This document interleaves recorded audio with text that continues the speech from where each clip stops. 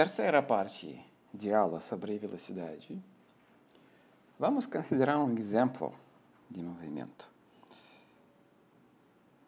Então, de novo, nós temos eixo X, essa reta vertical, e eixo T, a reta horizontal.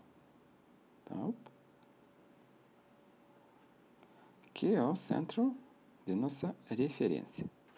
Então, quem não sabe, esse gráfico se chama referencial.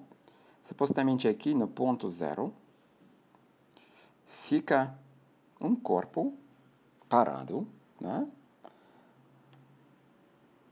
A respeito a qual a gente mede essa distância desse corpo ao nosso xa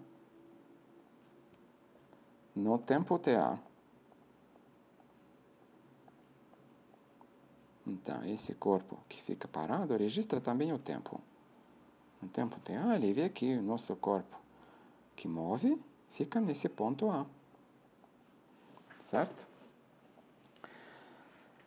Agora, vamos pensar que inicialmente nosso corpo deslocou-se para um outro ponto com velocidade constante. Então, ele fez movimento numa reta, certo? Até um ponto B.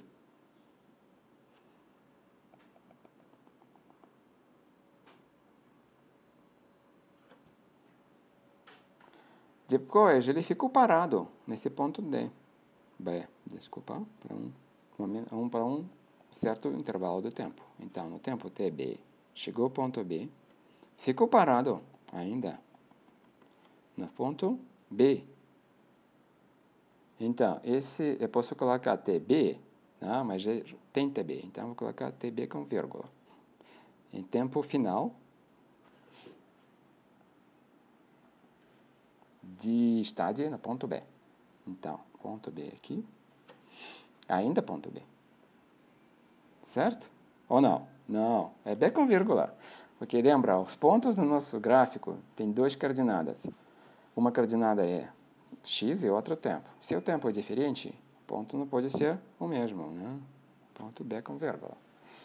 Certo? Depois desse ponto B, o B com vírgula, no tempo TB com vírgula, o corpo passou para ponto C. Vamos pensar assim. Também numa reta, de respirar. Um pouquinho para chegar ao ponto C. Certo? O tempo TC chegando a esse ponto.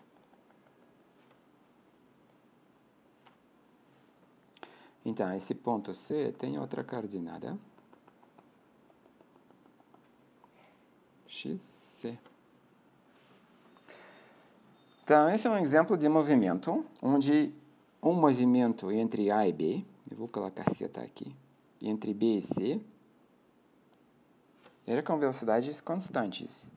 Entre A e B, velocidade constante, entre B e C, B com vírgula e C, desculpa, velocidade constante. Certo? E entre B e B com vírgula, o corpo ficou parado. Então, aqui velocidade igual ao zero, não se desloca, só muda o tempo.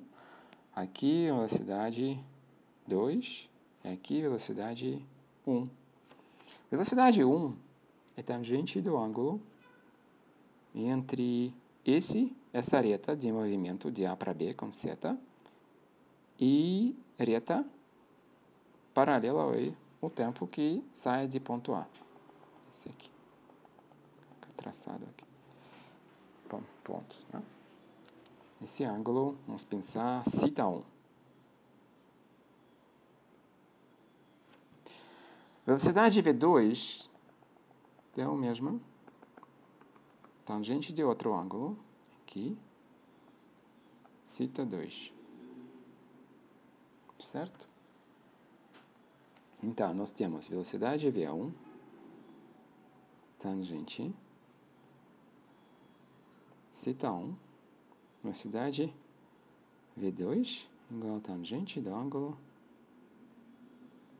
Claramente, os ângulos são diferentes. Claramente, velocidade V2, ângulo menor. Tangente cresce com ângulo. menor do que V1. Certo?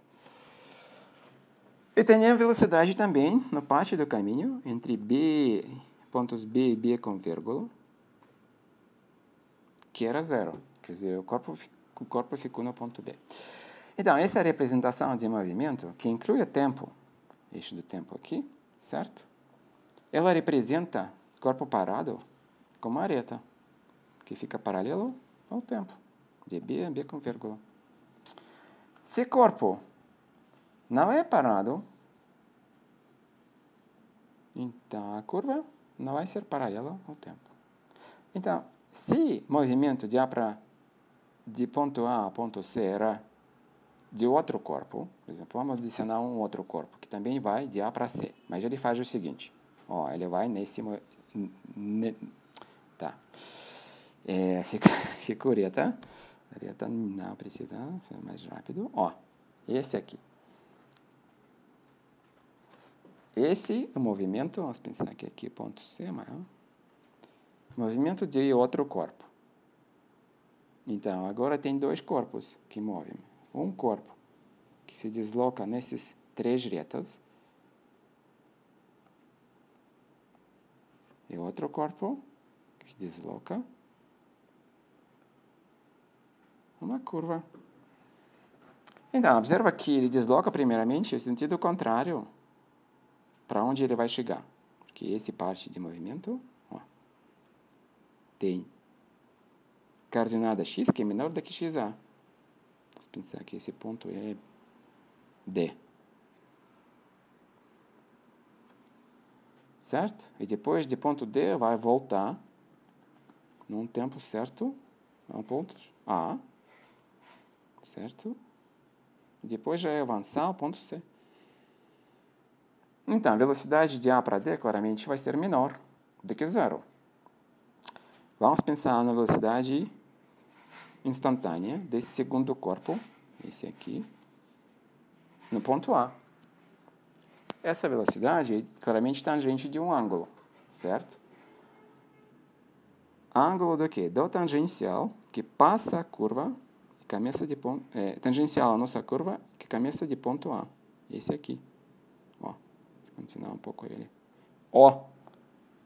E eixo T, quer dizer, outra reta que sai de ponto A, paralela ao eixo T. Esse aqui. Esse nosso ângulo, θ do A, do corpo 2, certo? Tangente desse ângulo é velocidade. Só que tangente desse ângulo deve ser negativo, porque ângulo é também negativo. A gente mede ângulo desse eixo aqui. Ângulos para cima são positivos e ângulos para baixo são negativos. Certo? Então, isso que eu queria mostrar para vocês nessa parte 3.